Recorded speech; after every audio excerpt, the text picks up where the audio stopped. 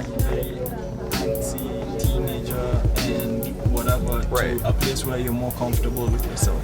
I think it's just accepting it. Like, I just accept the fact that I'm an angsty teenager who's a nonconformist who is this, like, I think a big part of it was I stopped caring, not stopped caring, obviously, but I stopped letting what other people think influence me so much that I had to force myself to change for them. Like, yes, there's some level that I had to change for people, to better communicate with them and all of that. But a big part of it was just finally accepting, yeah, this is me.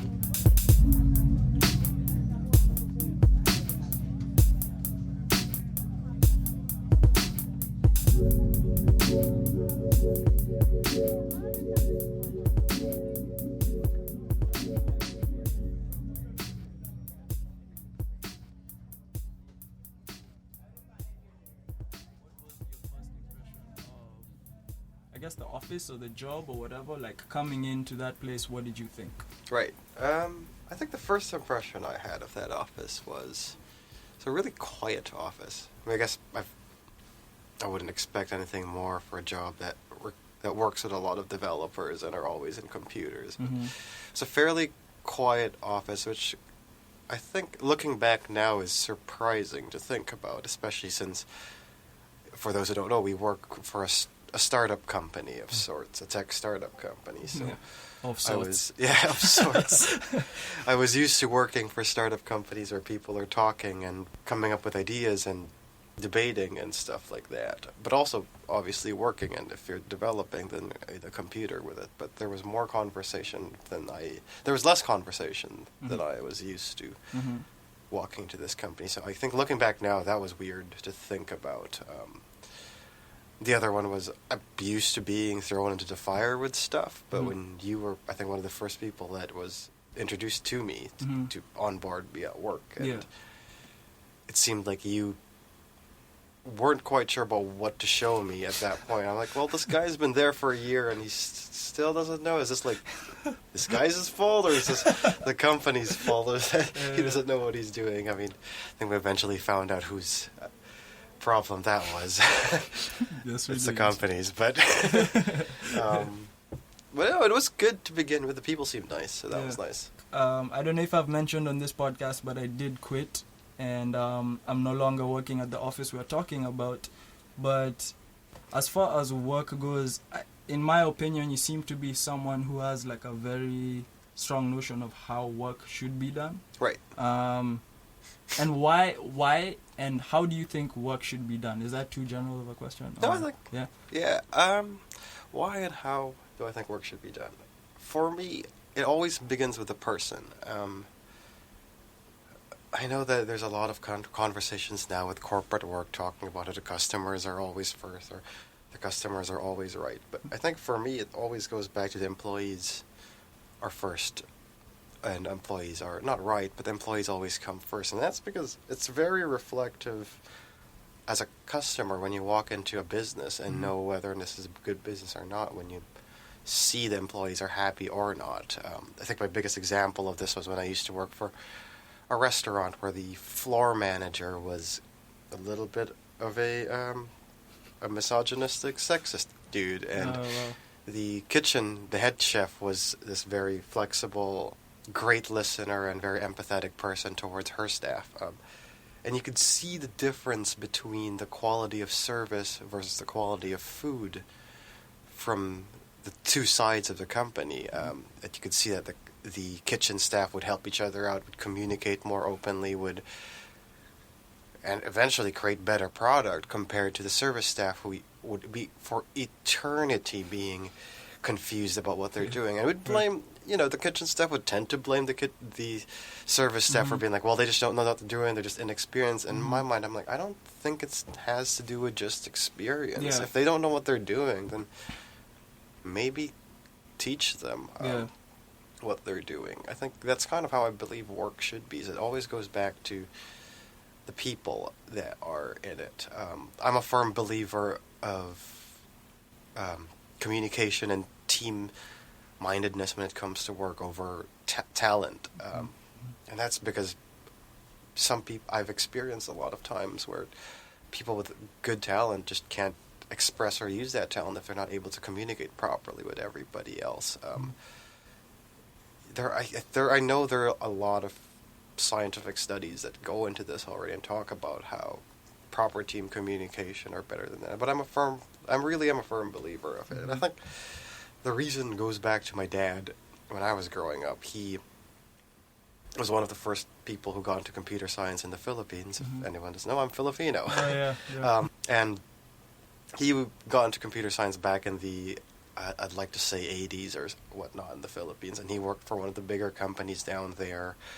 And that company started off with typewriters. It was still an old company. The computer age hasn't quite come to the Philippines at that point, and he was trying to help bring it to the company.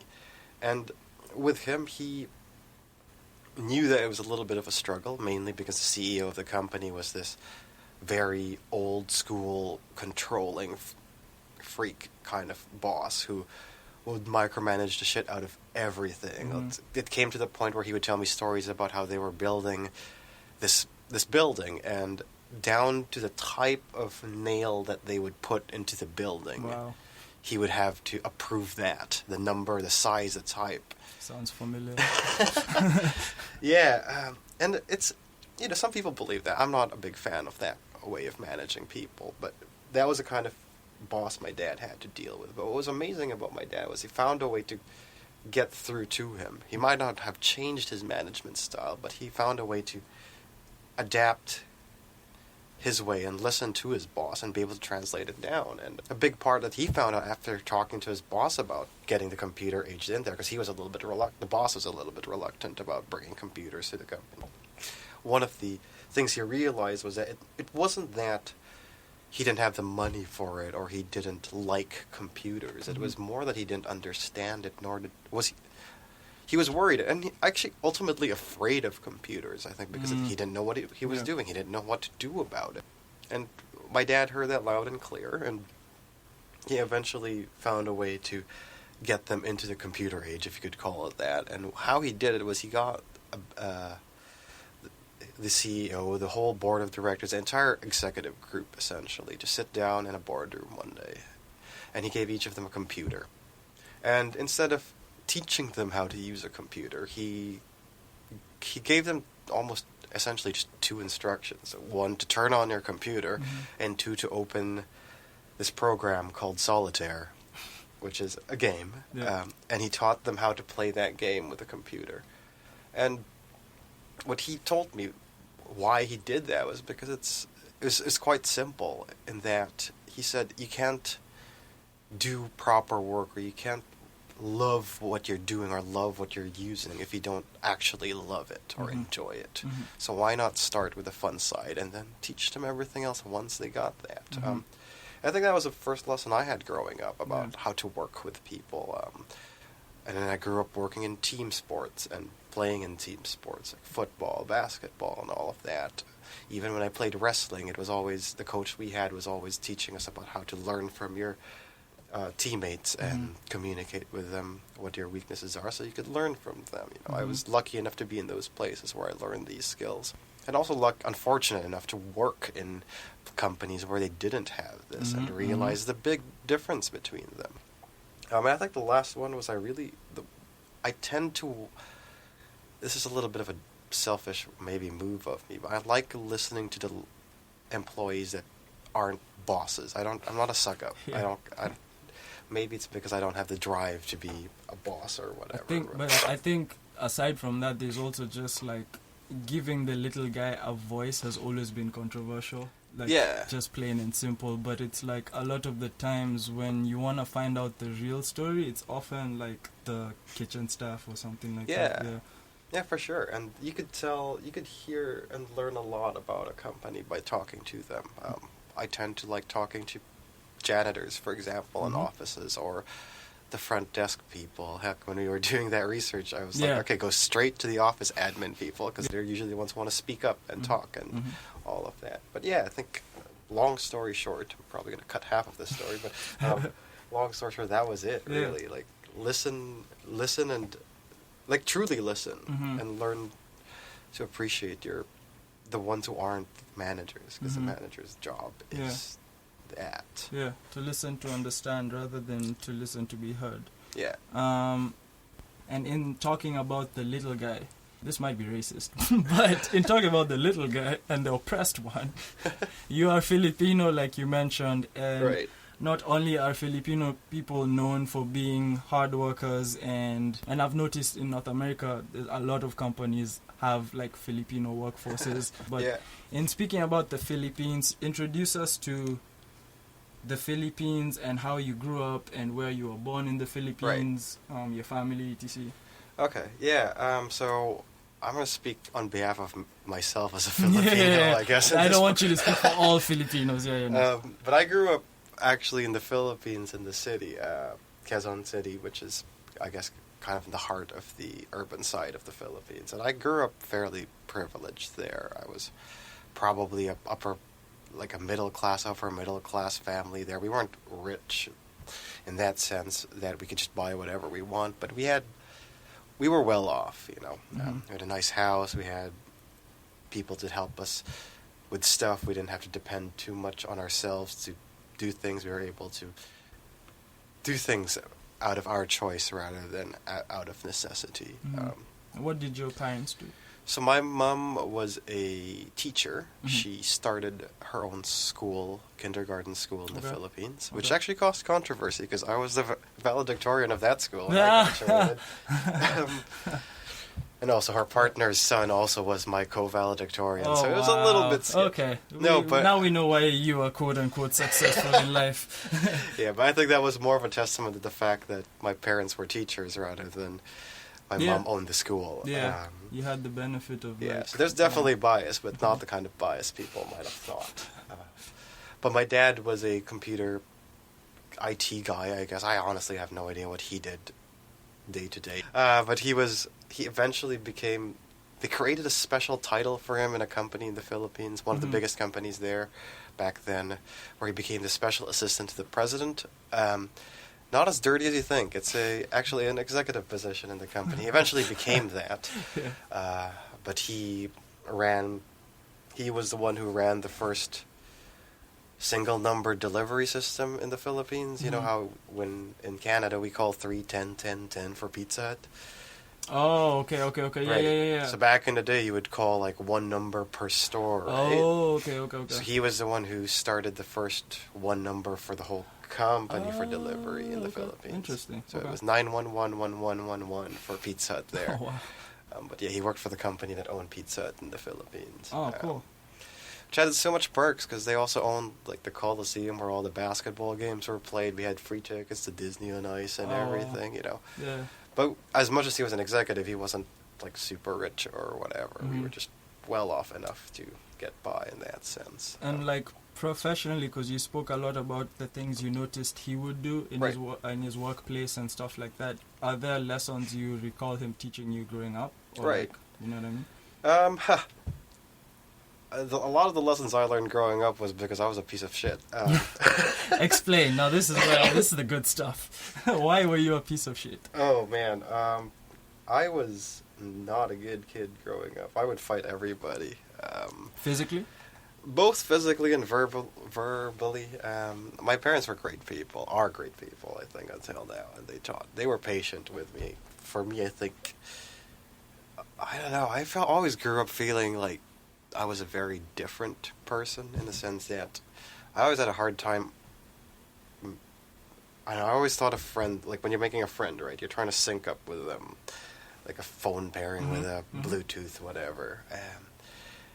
And for me, I just couldn't pair with anything. Like, people just did not get me. Yeah. And maybe it's obviously some level of teenage angst in there, and maybe some level of me not knowing how to communicate as well. Mhm. But that was me growing up, and I think it was tough because I would fight everybody. I had a short temper, so my dad and I would, whenever they didn't agree with something that I liked, then I would just fight them, or not fight them, but Mhm.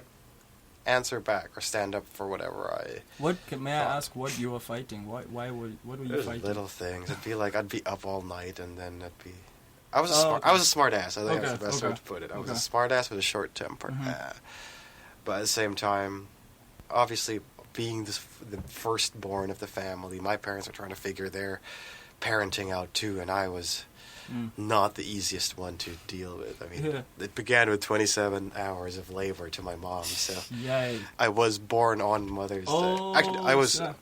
My mom went into labor the day before Mother's Day, and I was born on Mother's Day. Oh, nice. I don't know if that's nice, but whatever.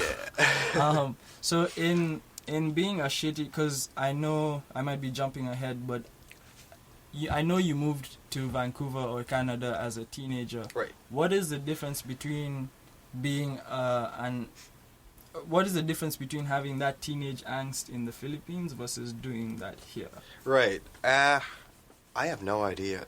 I think the reason why is because I moved when I was 15, which May I ask why you moved? Why did you move from the Philippines? Oh yeah, sure. Yeah.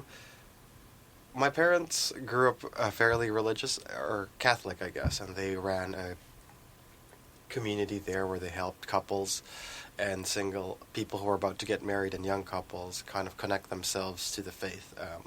Not just in like a we have to go to church every week kind of thing, but really more in a spiritual level of how do you identify yourself and how do you learn how to love yourself and love others kind of way. So part of the reason why they ended up moving was they, I guess during their prayers or something, felt like God was calling them to move here. And then we kind of just moved. My dad was running successfully a couple of businesses. He was starting an internet cafe at some point. They were expanding and all of that. And he decided, I'm just going to... He not retired, but quit his job with that company and decided to be an entrepreneur at that point. And my mom, I think, did the same, or not gave up, but left the school already, sold the school, I think, or something like that, because we lived further. Yeah. And then they just felt like they were being called, so they dropped everything and just left. And what did the 15, right? What did the 15-year-old you think of that decision at the time? Oh man, I didn't talk to my parents for a while, and I was mad. That's like the worst time to move. Yeah, I was gonna say, right? Like any parent out there, do not move when your child is 15. Yeah. Especially, I think, when your child is 15 and also just is going through a whole world of things, you know. I think it was the timing of everything. I think when I grew up as a kid, I was bullied a lot in school, and I guess bullied is a weird way of saying it, because I was also a guy who didn't take anything, so people would make fun of... Yeah, I was picked on, and I'd pick back on them too, so it's a little bit of a give and take there, but I'd have fights in school. My mom's side of the family is 27 cousins in there, where 5 of them are women, and 22 of them are guys. And the age range is from, right now, I think the eldest is like 45, and the youngest is 20. So there's like at least a 20-year gap there. I'm stuck in the middle of that. So there's a hierarchy of hazing or family bullying that goes on there. It's a rite of passage. Exactly. So all of this was happening. During my 14, 15, I was going through that, plus like all the teenage angst, and I don't know, I was never diagnosed with that. I was probably going through depression through that time. I was struggling with living, I guess. Is there an open line of communication between parents and the kids in the Philippines, like culturally? Because in Africa there isn't. I don't know. I think my mom tried really hard to keep that line open, but I think it was more I just didn't. Okay. And it wasn't, I don't think, my parents, and I actually respect them for this looking back, but they never sent me to therapy for it. Because then we worked on it as a family and dealt with it. They learned how to be patient and going through this obviously tough time for me, but I wasn't having none of it, you know, like I'm a kid. I was a kid. And so now they tell you we're moving and you don't talk to them for a long time, there's obviously preparing to move. You still have to prepare to move anyway. Yeah. So what was that like? Leaving your friends and all the stuff you knew? That was hard. Yeah. I like, especially for me, because I said, right, like all that bullying, it was hard for me to find a group of friends. There was a time where I was struggling for some reason. I didn't understand why I couldn't keep a group of friends together. I don't know if it was me. I don't know if it was them. I don't know honestly why it was. It came to the point where I'd have groups of friends, and then I'd just get messages being, "Hey, how was the party last weekend?" And I'm like, "What party last weekend?" Yeah. I wouldn't get invited into stuff, and I'm like, "What am I doing?" Clearly, they wanted me there, but they forgot about me. Am I just the kind of person who's being forgotten? So there was a lot of that, right? And that was painful to go through. So with that, plus the bullying and everything, like I was not. I mean, wait, so then were you relieved to leave, or no? Okay. So that year, the year I found out, was the first year I found a group of friends. Oh damn! Oh fuck! Fuck. Yeah. So that was it. And it was one of those. My parents never told me until they decided to move, or that until they were committed to moving. Yeah. Because your opinion doesn't count. Yeah. So it was straight out of what was it? It was a one day. I just had a good day with my friends. They just left the house because I lived that was my first year of high school, so grade 8, I guess here, or grade 9 or something. In the Philippines, it's called first year high after you graduate. Grade school is first year, second year, third year, fourth year. So it was my first year of high school. We moved closer to my school, where you could literally climb up the stairs and get to my classroom. And for the Philippines, for people who don't know, it's traffic as hell everywhere. Yeah. Getting to places is ridiculous. So this kind of luxury is out of this world, right? So after school, my friends would come over every day. We'd play basketball because we had a basketball court at home, or play video games or whatever. So it was one of those really good days. I thought, like, shit, man, things are starting to click. Then my parents, after my friends left, they were like, all right, boys, my brothers and I, they sat us out in our prayer room because we had like this little space, an altar of sorts, I guess, where we could reflect and pray. And sat us there, and they said, yeah, so we're going to Canada. Like, what the fuck? Oh, damn. That was tough. I can't even imagine what that's like. No, and I think it was hard too because, like I said, I was going through a lot of stuff. I wasn't the most social person. Like, while everyone's worrying about getting laid or whatever, I was trying to figure out, am I not going to try to commit suicide tomorrow or not? Like, that was my legitimate issues growing up, right? Like, I had no time to worry about relationships, let alone friends, when I was struggling through that growing up. And then when high school came, I was just learning how to make friends. And then this happens, and I'm like, all right, thrown to a new place. Shit. And they throw me straight into an expensive Catholic private school. Sorry, one question. Did you act out in any way before you moved? Or man, did you like, just I acted out a lot growing up. Okay. Like, my mom and I would fight quite a bit. Yeah. My dad and I have had a weird relationship back then because he wouldn't talk to me anymore, kind of thing. Or not talk to me anymore, but, like, there's always that friction between us. But now it's better now. Okay. And, most of it's really my fault being an angsty teenager. Yeah. So now you moved to Canada. They put you said, in an expensive school? Yeah, so we went to, like, a Catholic private school growing up. Man, but then, like, that place was full of either super rich white dudes or the rich Chinese folks who wanted to give the best education to their kids. So there were some Filipinos there, of course, because it wasn't that expensive, I guess. But so I got to know people eventually, but I think, man, that was tough for me too, because there were times I remember first week I just sit down in the. This is so sad. Just sit down in the toilet and start eating my lunch there and just try to disappear. Shit. You're struggling, man. Stop, dude. Nah, that's fucking just sad because it's sad, like heartbreaking. Yeah, because I mean, like, I'm not a social kid too. It's unfortunate that, like, because as a kid you don't have, at least as a kid in that situation, you don't have the tools to figure out what to do. So it's like, okay, I just need to be away. Yeah, at the very exactly. least. Yeah. It wasn't. I think of it as sad now, but I think back then I was just like, I just don't want to deal with this. Like, I'm almost happy I went through all that struggles before I moved to Canada, because that hardened me already. I guess so. Like, you're used to fight with people, having to know how it feels to be a nobody, how it feels to have nothing.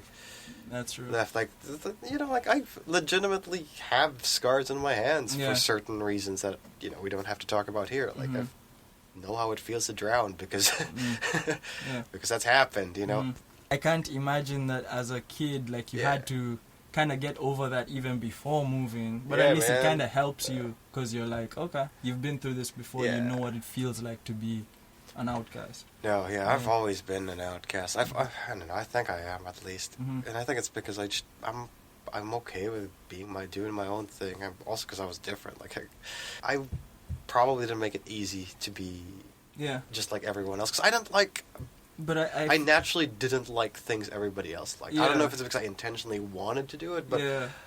I don't know. When people like Michael Jordan, I like Reggie Miller. Mm. Like I can't stop myself if I like that. You know. Yeah. And it's so- like at those points it's usually like there's no one around to tell you like, yeah, it's kind of okay to like this instead of Yeah, that. So it's yeah. a weird. So how was it growing up in this new strange place? It's Did you hard. like your school initially, or I was what- okay with it. Okay. I don't think I loved. I mean, you were avoiding stuff, but other than that, was it like? Did you see any silver lining to this whole experience? Yeah. Initially. Silver lining was it was an all boys school Okay. because then I didn't have to deal with That kind of pressure. the communicating female- with girls Yeah. while also Mhm. dealing with all this immigration Mhm. stuff, and so there were the ego element of boys Yeah. weren't as visible in that school. Mm. One of the probably silver linings of an all boys school is you Mhm. don't have to have that. I can definitely there. co-sign that because I grew up in a boys' school. Yeah. So, And I grew up in an all boys school all my life. right? Yeah, So same. actually, it's funny stories of like. I think at some point I got into a cheerleading team where I wasn't a You cheerleader. I had was like one those? of those lifter people. This was in the Oh, okay. Philippines, so I was the ones that would toss the girls up Yeah, or lift okay, them okay. up and stuff like that. Yeah. And there was you were a one. macho cheerleader. Yeah, it's a fat one at least. Maybe I was too bouncy. The girls just bounced off me or something. But man, I was so bad with girls back then. Like Mhm. I remember that time. There was this one girl who I thought was really cute and everything, who was just left after practice. It was just me and her waiting for our rides to get home. I think I was like 12 or 13 this time. And I knew her name. I knew what school she was in because I've heard I was a wallflower growing up, for people who might know what that A means. wallflower? Wallflower. You know, What's like when you go into a room and there's just this plant that makes a place pretty, but nobody really Okay. pays attention to it. Oh, okay. I was that kind of kid. I was like an outcast and a wallflower, Okay. or a nonconformist and a wallflower. So, Mhm. like I said, I didn't make things easy Yeah. for myself. Mhm. But it was just the two of us, and I kind of knew a lot about her, or not a lot, but enough for like the small talk. Mm-hmm. And I guess she didn't, so she started asking, "Hey, like, what's your name? Like, I've seen you, blah blah blah." I'm like, "Well, my name's Mik." Yeah. That's it. Okay. I'm like, what school do you go to? Because it was an inter-school thing. It wasn't Yeah. like a school Ah, okay. cheerleading squad. Yeah. It was a community, whatever. I was like, "Yeah, I went to Ateneo." And okay. Mhm. So why are you cheerleading and all of that? I'm like, "Oh yeah, I don't know. My mom told me I could do it." So that was kind of the whole conversation. Yeah. with that. Eventually, I guess she got uncomfortable, obviously, Mhm. probably. I wonder why. Yeah. And she started talking about how, I got, like, my mom's not going to be here for a while. I have to wait here for a couple hours. So I'm just going to chill and everything. Mm-hmm. Okay. Eventually, I think 5-6 minutes later, my mom eventually came. So Yeah. it's like, all right, see you later. Mm. And I remember driving off, and my mom's like, "Who's that girl?" I'm like, "Oh yeah, she's from the cheerleading squad and everything." Okay. That So was is it. she getting picked up? Like, yeah, in like 2 or 3 hours. My mom gave me the biggest slap in the head. I was like, Oh, wow. "Wait, so you told me you Good didn't guy. even offer a ride to a girl who's gonna be there for 3 hours?" I'm Yeah. like, no. I mean, I hey, was she's not not good. she's not our child, so Yeah, exactly. Yeah. Mama, and I'm like, well, why? yeah, it's like it's not our problem. So take us through. So that was like high school, I guess, right? Was it? It was That incident was like grade school. Oh, that was grade school. High sorry. school, I Ah. was in. I had 1 year in the Philippines, Yeah, which and was then great because I met people and I was Okay. finally feeling like I was Yeah. finding myself. But Yeah. then high school here was, I guess, different. But what helped, I think, during high school here was we lived close to a church community, Catholic church, St. Joseph the Worker, Mhm. here, and great community. I think I mentioned to you the past. Yeah. This is a kind of place where I've had a friend, my brother's friend actually, who's now married to his husband. once met our pastor there, Father David, and he came up one day and just said, "Man, if you were just my pastor growing up, I'd still be Catholic. I'd be a gay Catholic, but I'd still be Catholic." Yeah. And I think a big part of it was because he built a community of people who listened, who understood. He understood people. He was also a big gamer and everything, but that was a fun story. But he really listened to people and understood how people lived and breathed, and not listened to the Bible or whatever, but also listened to just the energy of God or whatever, like whatever you want to call it, right? Yeah. But like understood what it actually meant to love. And taught us there. So I grew up there, and I think met a few people there too. So I ended up volunteering a lot in the youth program there. Okay. Were you religious, or is it just? Oh 'cause your yeah, back family- then I Okay. grew up. I was quite not religious, I guess, but I believed. Okay. When you had nothing to believe in, that helped. That's true. And I met a good community there, so I figured, hey, they're great people. I might as well follow that. And, that's kind of where it went. And I also worked while volunteering there, plus played sports in school. So keeping myself busy helped keep me sane, essentially. And it seems to me like this idea of communication is like the common thread, at least when it comes to the moments where you felt uncomfortable. Right. Communication seems to be the thing. Is that the reason? I don't know what you think about it, Right. but is that maybe the reason why you felt as a kid that you just never understood people, or they never understood you? Was it a communication thing, and maybe you just didn't understand it as communication when you were younger? Or Maybe. I mean, I still go through it until now, right? Like, true. I think it happens with everybody, and I think maybe I just realized it earlier on that their perspective of things is different from my perspective of things, which means in exaggerated terms, what he sees as an apple might be a different thing when I see it as an apple. Like we have very different perspectives in life, and maybe I understood that earlier on in my life, and that's why I had a hard time syncing with people, was because I kind of knew that we were different, and I was okay with it. While, I don't know, maybe people today or the people I knew then were just okay with assuming things and not thinking about those things. Are there other examples of people who you've kind of gone past that point with, aside from your church group? Of what? Like, are there people who you've... Because it seems like the church group and maybe the few friends you made the year before you came are like a group of people where you felt, okay, we've gotten over that hump of communication, and like we actually understand each other. Yeah. Are those maybe like the only two times you really felt like you got through to people, or they got through to you? Yeah, I think so. Especially that... Yeah, I think, like, especially with that church group, they were one of the few people who really took the time to understand me. I think that was a big thing, too, is that the old friends are friends... I'm putting air quotes like people can see it, but friends that I had might have just taken me as a member of the group and never really sat down to take the time to understand who I was as a person. But the church group and some friends from high school and people who kind of sat down, and I got to know, and we got to know each other, and we got to understand each other. It's I mean, surprise, right? Like, when you listen to people, you understand them. Yeah. The more you get to understand me, the more we can really grow together, which I think you could say for everything. That's what I was gonna say. It's like that's for everyone, but there's something about maybe like the first few moments and what happens there when you interact with people that like that determines how the rest is gonna happen. Yeah. And it's like sometimes you have control over it, sometimes you don't. Well, it's balancing that fear and trust, right? For me, when I meet somebody, I'm open. Like, here, meet me now. Like I told my girlfriend now, right? I said, I'm not gonna hide anything from you. If you can't be honest with me, then this is not gonna work. Because if we're gonna do this, and she's okay with it, right? I'm not saying that like she didn't know this, right? This is how I go forth with when I date or meet people. I'm like, this is me. I'm not gonna try to hide stuff from you, because if we're gonna be friends, then we're gonna have to do this. If you can't do this, then we're not gonna be friends. Like for me, I open the door right away. Yeah.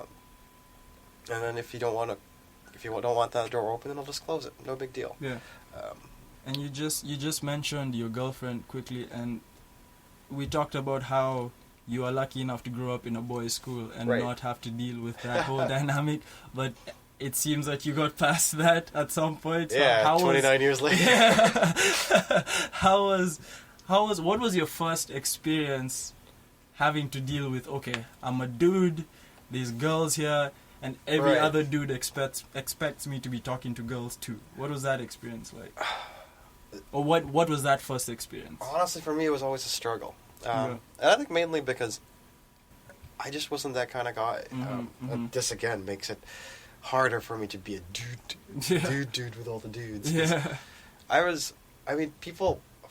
Some people assumed I was gay for a while because of the way I was and all of that. I mean, I'm a very open person. I've become very comfortable with, I guess even back then, despite going through the struggles of anger and blah, blah, blah.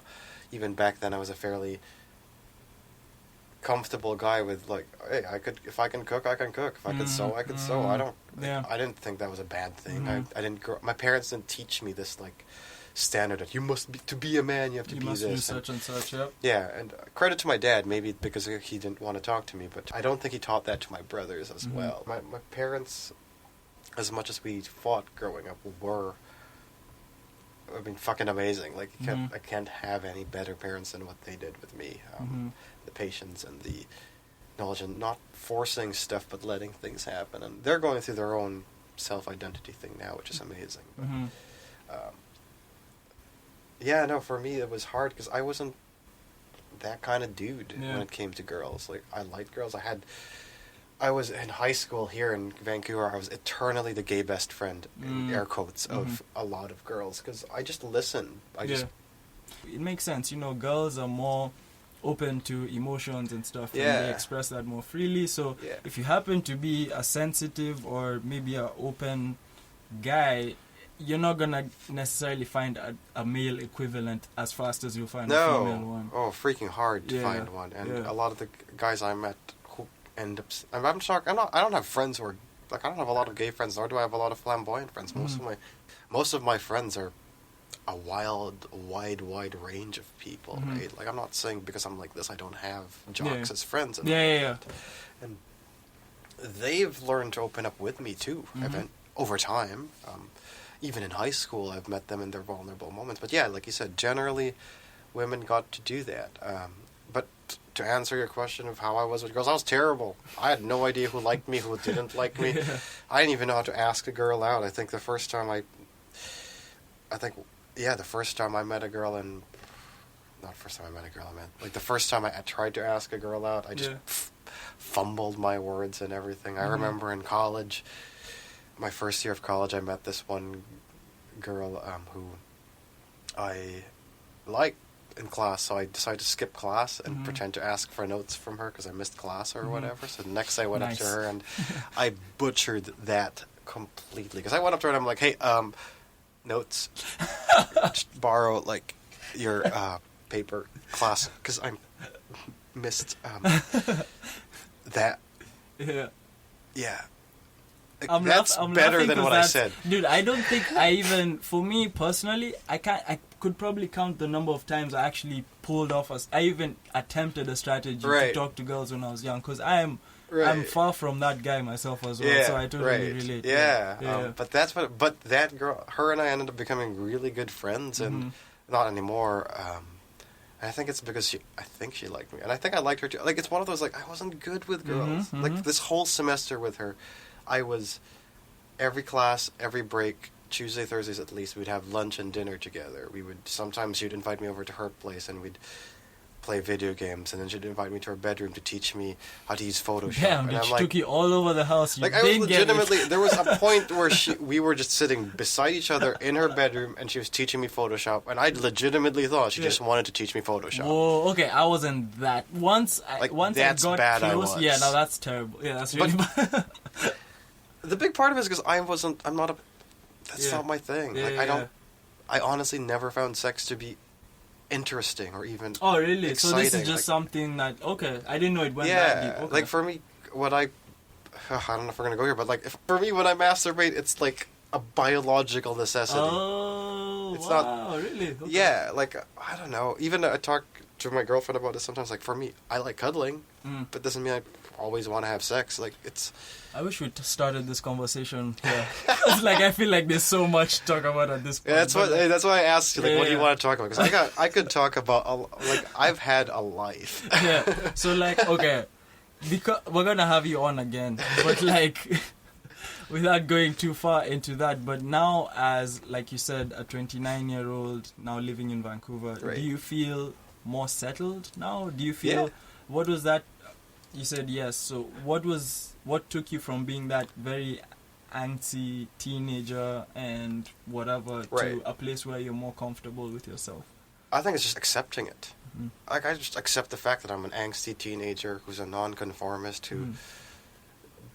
is this, you know, like, I think a big part of it was I stopped caring, not stopped caring, obviously, but I stopped letting what other people think influence me so much that I had to force myself to change for them. Yeah. You know, like, yes, there's some level that I had to change for people, to better communicate with them and all of that, but a big part of it was just finally accepting, yeah, this is me, Mm-hmm. I'm okay with it. Like, Yeah.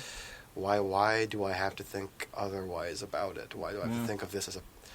That's why I think we talk about it sometimes. I say, like, I don't like seeing things as good and bad. I just Mhm. think of it as there is. Mhm, It's mhm. just there. Yeah. You know, I'm just weird. I'm just Yeah. Yeah. I'm just not sexual. I'm just not It's like just that. Like, that's the problem with humans. We're always trying to put a label on Yeah. things, and it's probably an evolutionary thing, I think, Right. to a degree, where it's Yeah. like we always have to label things so we know if it's dangerous or not. Yeah. But it started working against us in the sense that, like, what you're saying happens. yeah, Yeah. just let it be. Yeah. I think, and obviously there's a balance of it. I think it's. I don't think I've figured anything out Mhm, or mhm. got anywhere. I'm just comfortable now. Like where the I am. comfort, yeah. I think Yeah. it's so important to find that comfort. I feel like that's step one, because Yeah. for me, I feel like I'm slowly finding that comfort Yeah. in who I am and Yeah. accepting me. I'm a sensitive Yeah. guy and stuff like that. Yeah, So, and just take it. I mean, Mhm. guys, stop trying to be this macho ego guy. Like, honestly, it doesn't even help anybody that you're like that anyway. Mhm.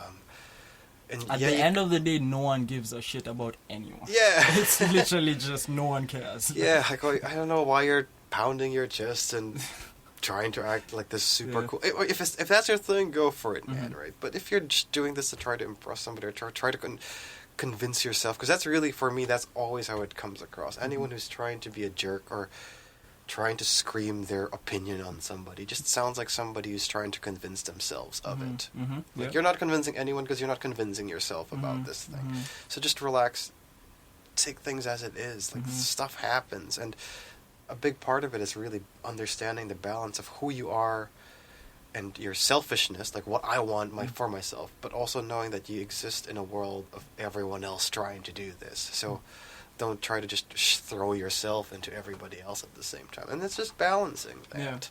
And then making decisions about it, knowing that you're not... I think when I was mentoring a bunch of high school kids, it's the first thing I told them. You don't have to know what you want to do for the rest of your life. You just have to know what you want to do today. Mhm. You know, like if you're going to go to school or if you're going to go...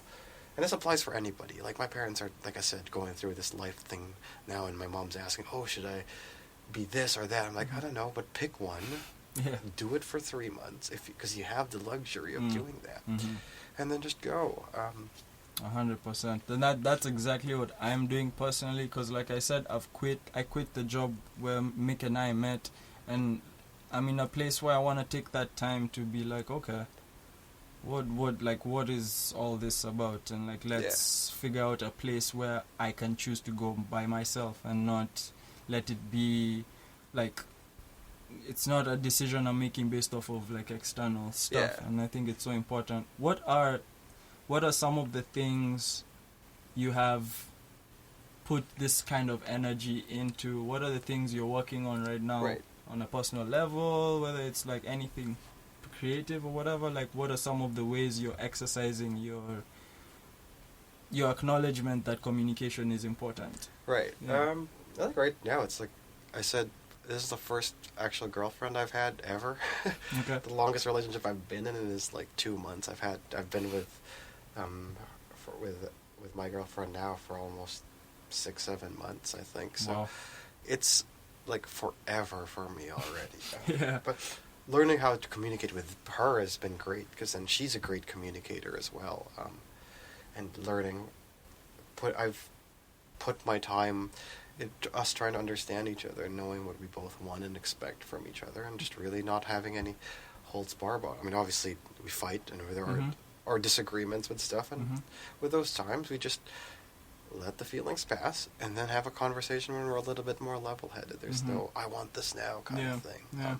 But on the more creative side, like I mentioned, we're working on a podcast called The Academy, which This is on the Geek Happy Network. Yeah, on Geeky Happy Network, where it's kind of about a teenage girl going through her identity, and in a world where there are these mystical masks that offer some kind of power. Kind of helping out with that and working in there, but I think now I've realized also after talking to a few people that I've always intended to be a designer, and not a designer in the sense of like creating art and all of that, or graphic design, but in experience in communication design, which is really talking about understanding people and how they interact with objects and all of that, like how they experience things rather than creating the interface that they experience these things in. I'm in communication design, which is really how you communicate, how you build elements of a thing to make it communicate. What to create in a product or a manual even to communicate things properly with the user.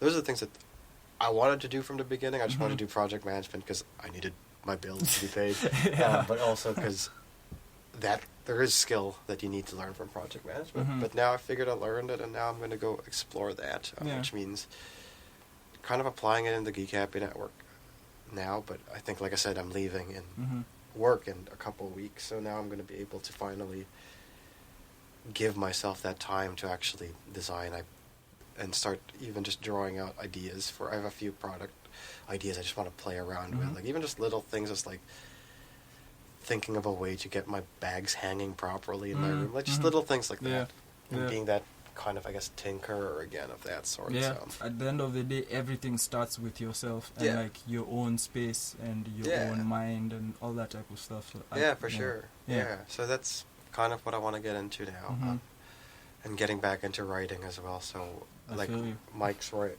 like we said, the Academy, actually, I'm just producing it, so I'm mostly a producer at the network, but I want to actually create my own work. So I've always been a gamer, so I might be writing short stories on a game that I play, nice. Stuff like that. But also looking into, actually, side note that I don't know if this is, I might as well mention, is that as I like, it's weird, like I'm a gamer, but I also like the environment, which is a weird thing to do. Oh, because gaming negatively affects the environment? Well, it's just like I'm a couch potato, but also nature. Oh, you mean like you like to be in nature and stuff like that? Yeah, but I'm also a couch potato. So Okay. there's that balance that now I'm trying to figure out in my life of like, do I let go of my gaming or do I? Because obviously it is just me trying to run away from problems sometimes, right? But, I mean, we all need that escape. yeah, but I legitimately enjoy it too. So balancing those two and trying to figure out how I could build a career somewhere there. I mean, that's. I just thought about a question like, do you miss home?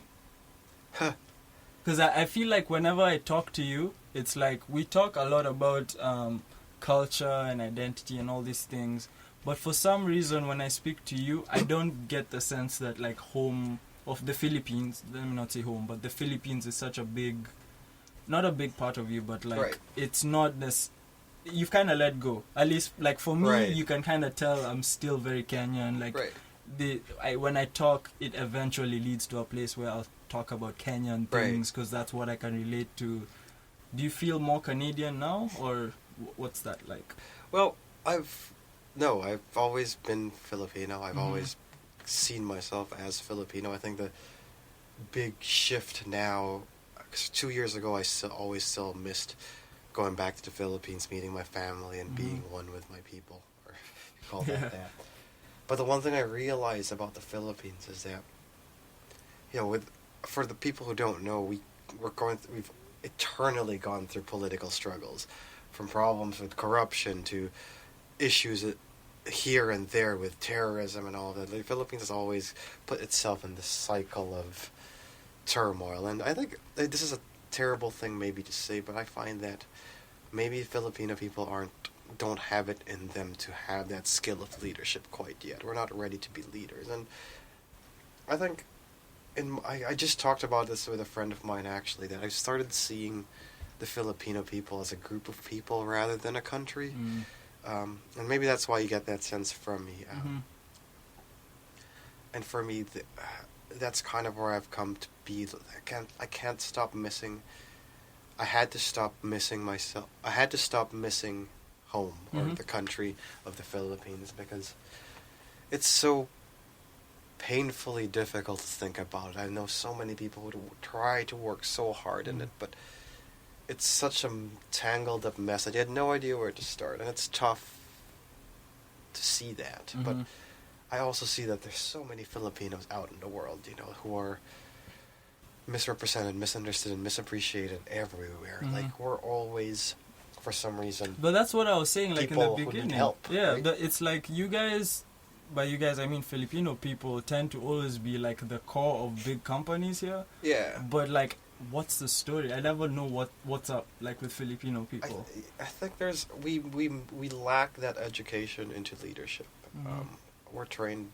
I mean, the Asian culture of management is so weird, and so far from what I agree on. I think working at our last place might be a small example of that. But we were never really good at leading, and for some reason, I don't know if innovating even, like coming up with ideas. Like we were known for inventing some stuff before, but at the heart of it, it's hard to see how people are creating stuff right now in the Philippines and being led. And I think it'll take time, and I think there's hope in that sense. But even, like I said, there are issues in the country, but there are issues with our people here in Canada, here around the world. Like I mentioned before, in Hong Kong, you have Filipinos who are seen as just slaves or maids or second-class citizens to their masters or their homeowners or whatever. Like, that's happening everywhere here, And the Filipino people outside of the Philippines is a completely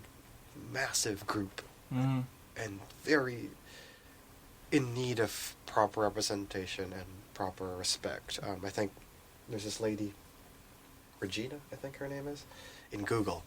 She's like OG Google employee, right? Like, her first name is, her email is like firstname@google.com. Like, nobody has first name at google.com anymore. Everyone has like first name, last name at google.com. Like, she's that OG. But she's a Filipino woman who's an engineer. A software engineer, I guess. Like, she breaks all these barriers, right? Amazing, brilliant lady. And she started the Filipino Google Foundation in Google because she realized the same issue, where she had a WhatsApp group with all the Filipinos there, and this is the most Filipino thing, by the way. I don't know, like maybe in Africa too, right? Like, we talk about food. That's it. Like, food and family, we're good, right? So for them, they had this Throw WhatsApp. in a little gossip. No, for real, though. So they had this Filipino group with her and like a bunch of service staff, mostly in the kitchen. We're all Filipino. And they would talk about which cafeteria in Google had the best food? Filipino food cooking that day. So then they would go there. And she realized, like, man, I'm the only engineer of all the Filipinos in this group. Why is that? Right? And is there a lack of education? She's worked or tried to really establish and work on that in the level of Google, of saying, how can we make Filipinos move up in that? Because we do have, I believe, I don't know if this is unique to the Philippines, but from my experience of the Filipino peoples, we have this really almost innate ability to be empathetic towards people. We're the most emotional people out there in the world, right? Like, we're the most emotional culture out there, and also somewhat empathetic. But that raw skill or raw inherent culture in us has to be trained and controlled and developed like anything else. It can't just be handed out for free everywhere, left, right, and center. And it's not going to get great. It's not going to be usable. And like anything, right? Yeah. Like, maybe Caucasian cultures were developed to be more leaders, and great. But a lot of people believe they're leaders, but probably should be trained, right? So it's very different. I think, but that level of empathy and communityness, I guess, or whatever. I don't know what you call it. Collective Just community. I ability guess. to be able to work with other people Mm-hmm. is so inherent in the Filipino culture that for me, if you teach these people the right skills, teach them how to code, teach them how to design, teach them how to think bigger than what they're given, because a lot of them don't know. You know, that's what drives me nuts about a lot of cultures and all of that, is that, or a lot of countries and all of that, is that they blame these minority classes, or they blame these lower income families for not growing and excelling, even though we have programs available for them. And I'm like, well, A, are these programs designed for them, or B, are they even able to access these programs? I'm not saying like access these programs as in they can apply for it. I'm saying, can they apply for these programs for their side of things? A low-income family might not have time, might not have the ability or literally the knowledge to know that they're actually worthy to go there, right? Yeah. So how do you provide them with that level of empowerment and understanding? Because for me, if you had, like you said, and I'm biased in what I'm saying, so I'm happy that there's a non-Filipino person saying it for me, right? But like for me, if you put a group of Filipinos in a company, like, I'm putting my thumbs up, like people are seeing this, but for me, that would help increase the communication of your company in some ways, because there's an inherent level of appreciation. There's that understanding. That we have, yeah. This it's so important to have that understanding, and it's like, just like we were saying, I think again it always starts with that comfort zone first of like, okay, I accepting one another, yourself, etc., and then from there everyone can kind of just like succeed as a unit. And it's like that cooperation, I mean, that cooperative idea is also very African too. Like we also have that thing of things work when people understand one another first and foremost before anything else. Yeah, and it's obviously easier said than done, because how to actually create that is hard. It's not the easiest thing. You have to work with so many different people. Great, but it's the exciting part of globalization today, right? Yeah. This is, like, people talk about, for me, I believe globalization is not even here yet, right? Like, we're just beginning to learn how to understand and grow as a world rather than a country. So this is or as individuals. So this is a very interesting time in the world for us to do a lot of these things. I mean, in the interest of time, as you have noticed, there's so many other things we could have talked about, but we'll have him on another time for sure. Like I said, Mik is helping us out with coming up with this podcast and putting it out there for everyone to listen to. And thank you for coming. Yeah, of course. It's been a pleasure, like, just hearing a few more nuances to your story despite knowing a lot of it. But thank you.